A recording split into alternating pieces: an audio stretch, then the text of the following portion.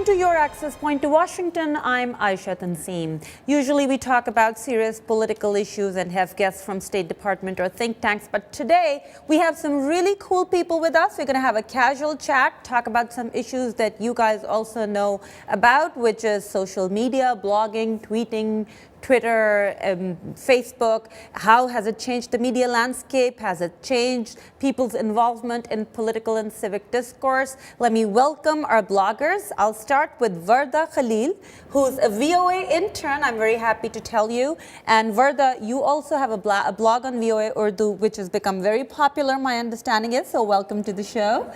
And joining me via Skype is Mr. Salman Hamid, who is the director of the Center for the Study of Science and Muslim Societies in Hampshire College, Massachusetts. He writes a blog about science. So welcome to the show, Salman. And I'm also joined by Dr. Awab Alvi, which those of you who read his blog know him as the Teeth Maestro.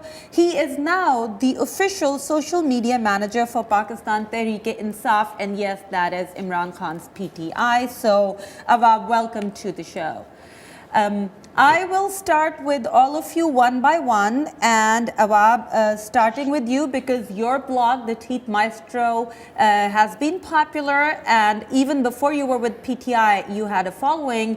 Does it seem to you, or is it just my perception as somebody who doesn't follow blogs day to day, that there was a boom in blogging in Pakistan, and then it seems to either have plateaued or even gone down a little bit? What do you think? Oh, absolutely. I think the Facebook generation has taken over the blogging sphere.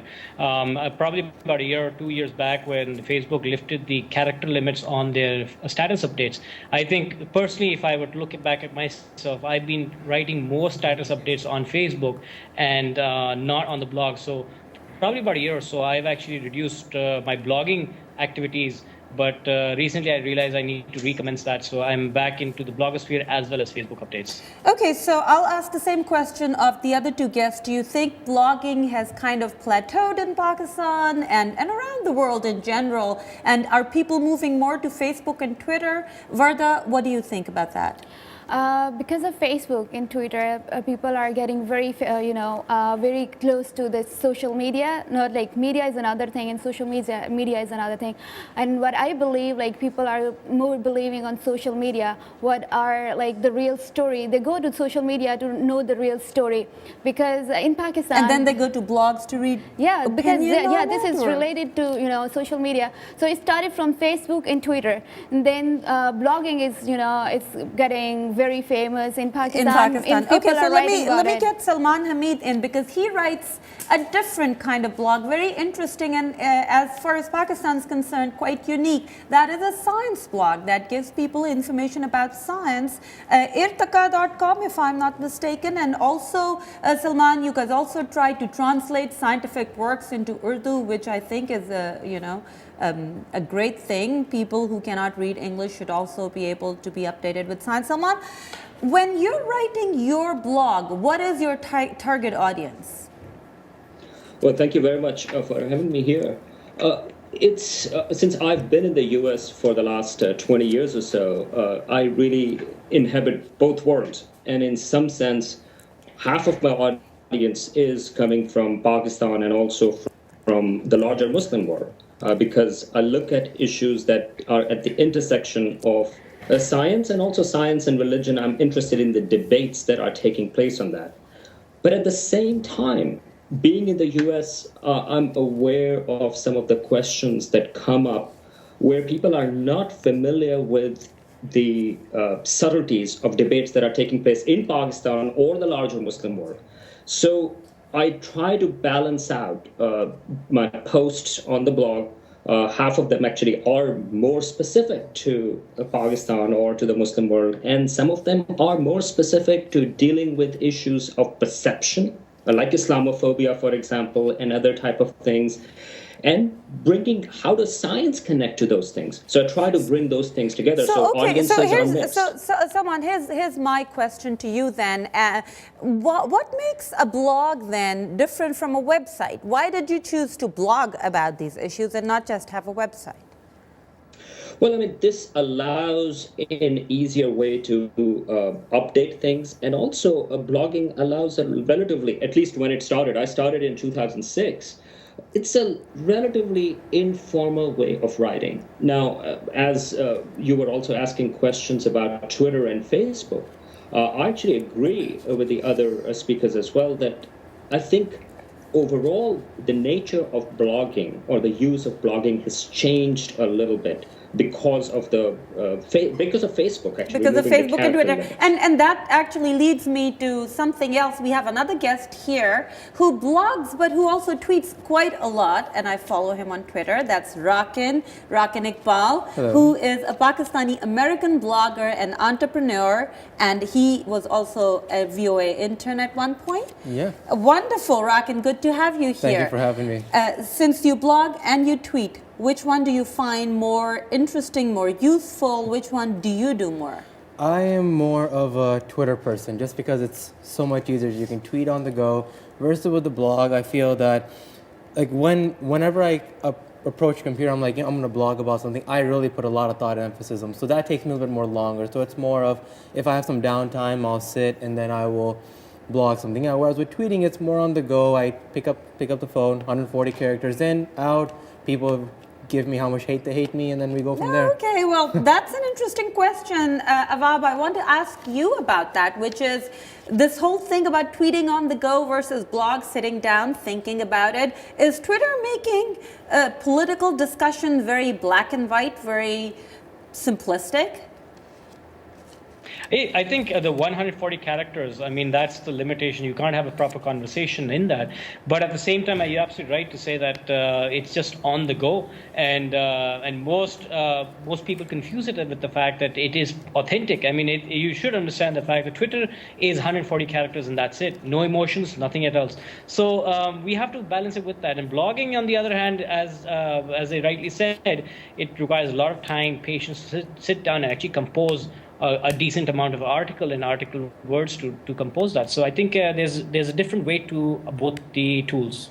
Okay, so here's a question. Rakin, you want to jump in, but I also want to ask you, do you think that blogging or social media in general, some people say it's given a voice to the voiceless, but others say, oh no, the same people who used to sit in drawing rooms and chat with each other over emails are now doing it through blogs. Those who didn't have a voice before still don't have a voice. I would say people who do, and I myself being a blogger and also being a person who uses Twitter a lot, I would say you would say the same kind of, you are sort of sitting there drawing, you are conversating. The only time blogging and Twitter becomes that force that can make a difference as well versus normal traditional dry room talk is when people take upon the initiative and the action and start, let's say, a grassroots campaign and something. And that's something where that lacks actually in Pakistan right now. Okay, now that brings me to our Facebook comments because we asked the same question on Facebook. We got some very good responses.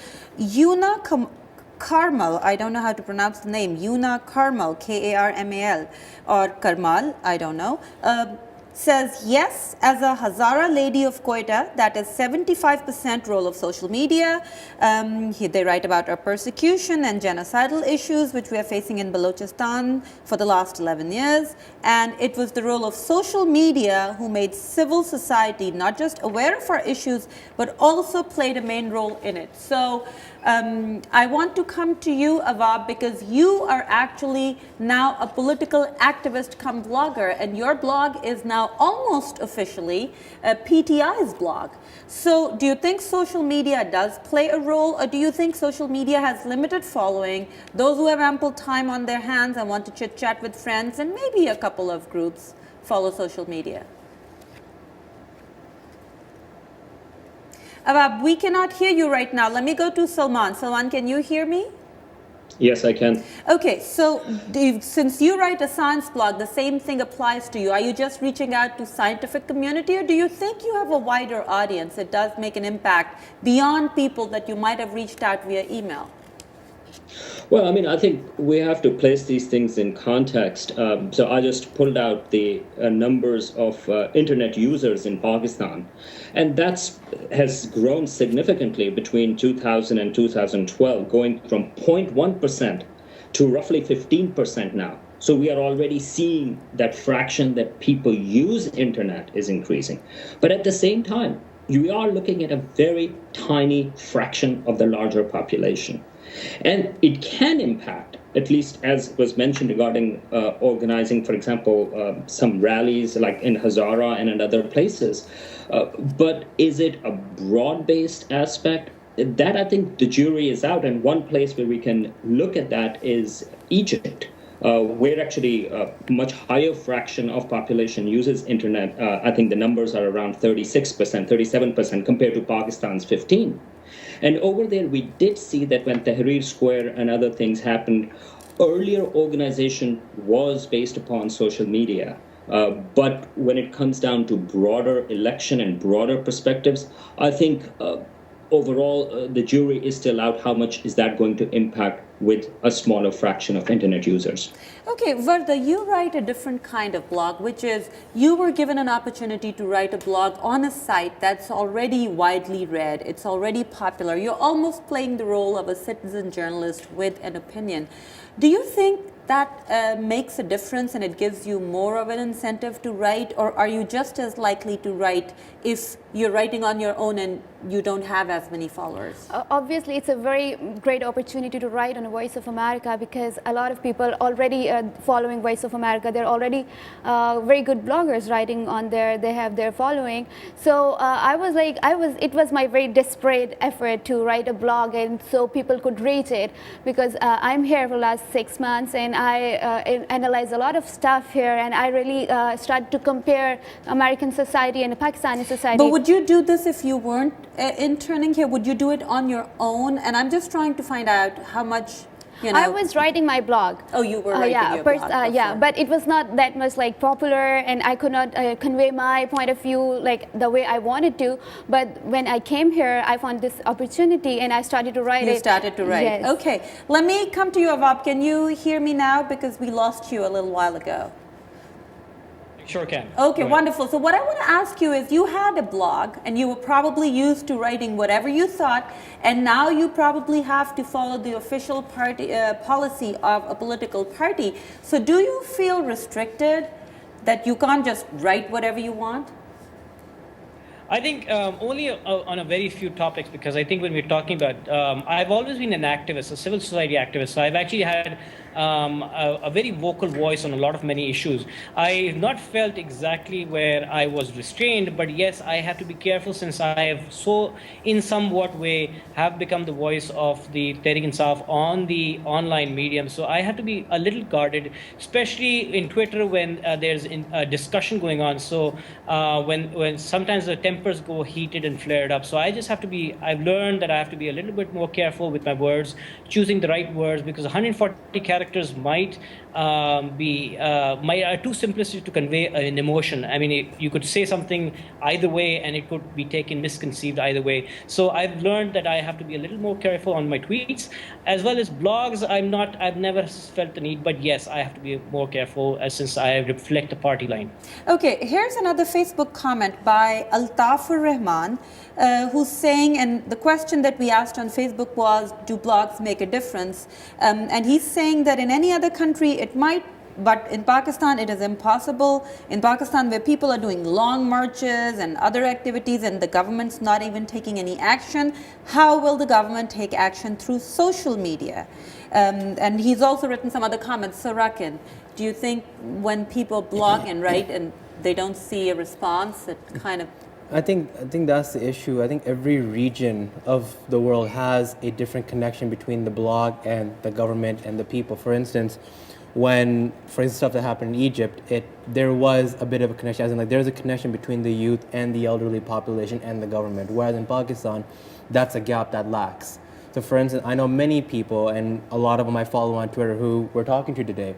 And a lot of these guys have really great opposing viewpoint, which I like to sort of take a seat in the middle and see them do it. But the issue becomes is because there is a gap between the social media and the youth and then the elderly and the people who are actually in government and who are the policymakers, that gap and that lack of initiation in the middle to keep them both connected is what is lacking in Pakistan. Hence, you don't see any policy being put through. Put together.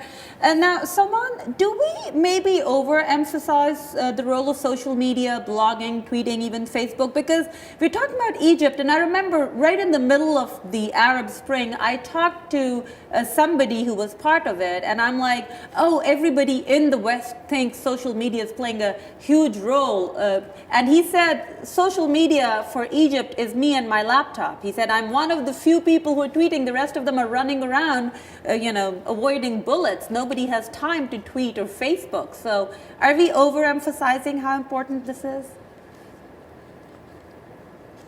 Thinking about it. One is as an organizational perspective, and I think from that, social media is useful, especially if you have Twitter on cell phone or things like that. Okay, so as organizing protests or social movements, it works. But there is another more subtler aspect where it is important, and that is it connects you to the rest of the world. It connects you to the conversations, for example, gender equality or democratic movements that are taking place elsewhere. And in some sense, since most of the population, almost half of the population of Pakistan is under the age of 25, and all over the Muslim world is under the ages of 25, they might have more in common with under 25 elsewhere in the world than 20 years or 30 years people older than in their own country. So in some sense, the aspect of social media is forming a different kind of an identity that is shaped by questions all over the world. So that's a different kind of use of social media or internet in that sense. Okay, so Awab, what I want to ask you is, and I'll lead into it with a Facebook comment that we have, which is Mazhar Ali Kazmi wrote that they become trendsetters because of their role. They create a lot of awareness, and they create awareness about political issues for common man, and they create awareness in the government about what the common people are thinking. You've been a blogger even before you were with PTI. Do you think you guys are trendsetters? I think PTI itself is a trendsetter in the political sphere, but I think it is important, and I. But the blog, we'll keep the politics out of it. As a blogger, do you think bloggers are trendsetters?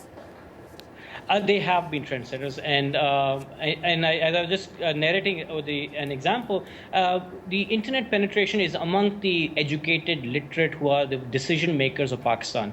And if you have these blogs and these email circulations that go on with these blog articles, what I've actually seen is if I write an article which is interesting, it comes back to me from some unknown source which actually starts sharing it on an email.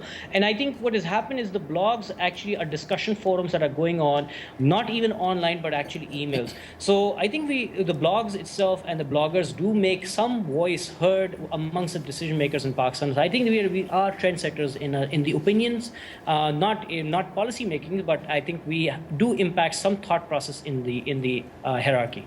So tell me, Rakan, how long have you been blogging, and what kind of changes have you seen in the blogging community, but also in your readership?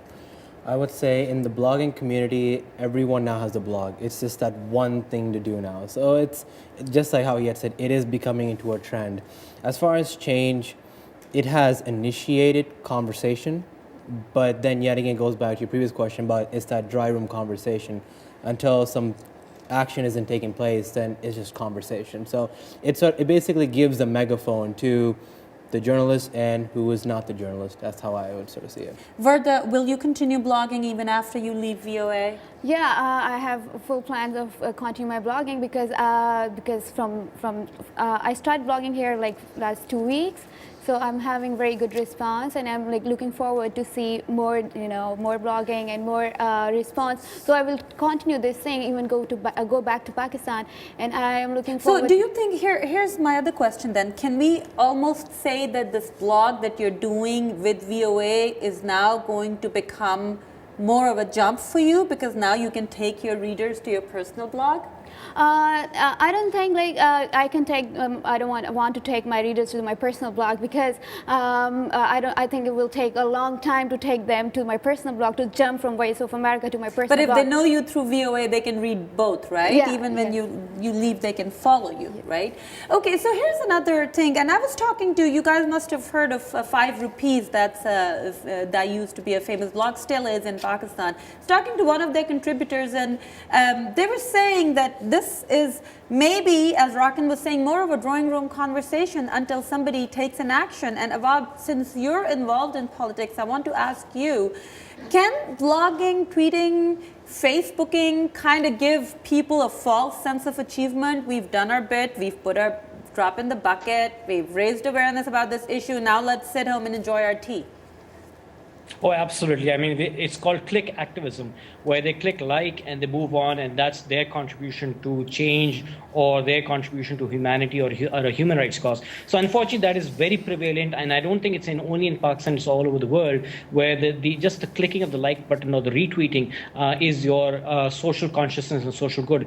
And that is happening quite prevalent. In fact, in 2007, when I was part of the of the Lowers movement, and we had these protests in Karachi and all over Pakistan, and we used to have thousands of people like the page, like the event, and only about a fraction, probably 1%, not even 1%, would show up at the protest. So I think that false sense of achievement is there, but I think especially in the Pakistani context, I think the frustrations are building up to such an extent that I think we can slightly bank on some change happening. Some people actually waking up and rising up and hoping that they would vote for their favorite leader in the election. So I think I hope it drives it, but I'm not too confident. Social media is just another medium to promote our message. I don't think we should bank on the fact that they will actually turn out to vote through the social media entirely. Go ahead, Actually, Raj. I wanted to add on to what he said. The way, for instance, if let's say there's an issue at hand, what I like to do is I like to take the issue. If let's say he has posted up an issue I'm following, and I'm like, you know what, something interesting, I would want to further research into it. Yeah, do my retweets, hit my like button. That's just an add-on feature, we would say. But I would want to look into it, look at both the opposing sides, and then if it's something that does give me that insight now and does sort of trigger that passion into, then I should do something about it. And I think that is when I can say social media will have its role in society to make actually a change. But how many people, I'll let Salman jump into it. Salman, how many people do you think take that next step? And I'll give you just a quick example from our own Facebook page. When we put up a question, so many people like it. Very few of them actually post a question, answer the question, or very few of them leave comments, because liking is easy. You just click and you like. So how do we take that to the next step? Go ahead. Right, I completely agree about click activism. Yeah, it's much easier, and that's one of the reasons. I mean, I mostly do blogging, and even there, in terms of comments, those are far less, whereas on Facebook, it's much easier to click. How do activism sort of like takes it to the next level? Well, I think it's a challenge. And again, going back to one example where people have done a little bit of analysis is Egypt. And certainly, again, in the initial stages, Twitter and Facebook played a key role. But when it came down to the actual protests, those happened with the boots on the ground. And that was at a time when the government over there tried to shut down the internet. And so there is no substitute for an actual presence. And that has to come from the larger mass movements within Pakistan, people realizing that they have to come out. For that, just saying that, hey, I have liked a page or I have retweeted it, that's a false sense of hope in that sense. And how do we change that? I'll ask each of you. Verda, you have any idea how to change that? Make people go from just liking a page to actually being an active part of that movement? The thing is that it depends on the topic. I mean, there are a few topics in Pakistan, people who are reading blogs, they're really wanted to know about those things and want to discuss about those things. And those are, I'm pretty sure those are no more the political issues. Those are social issues. And the politics are affecting our social society and social behaviors. So they will talk about these things, because people have fed up, like guys and girls and youngsters, they are so fed up with this political trauma, whatever happening in Pakistan. So they want to start about, like, they want to talk about They want the to change. vent, they want to talk about change, and maybe even talking is raising awareness. Rakin, you're saying that the same. So, what is different between a blog and a newspaper? You're writing, a journalist is writing. Why is your writing different? I would say, I remember when with my limited journalism experience, I would definitely say is journalism, there's particular guidelines, like the AP style guide and everything Right, else, exactly. that you stay in within those boundaries, and particular ethics that you want to stay in between. That's why a lot of journalists like to have a Twitter account, and they'll say that these are my personal tweets away from the organization. So that side does give you that liberation, that freedom to speak what you feel like speaking, away from what your employer or employers would want you to say, but still yet you're still confined in a thing, and there's that level of professionality. In Yeah, journalists. and I know when I pick up a newspaper, I know that I have a higher chance of getting accurate data versus reading a blog where it just might be all opinion without the facts. And I see both Avab and Salman are agreeing with you. Salman, I'll come to you first.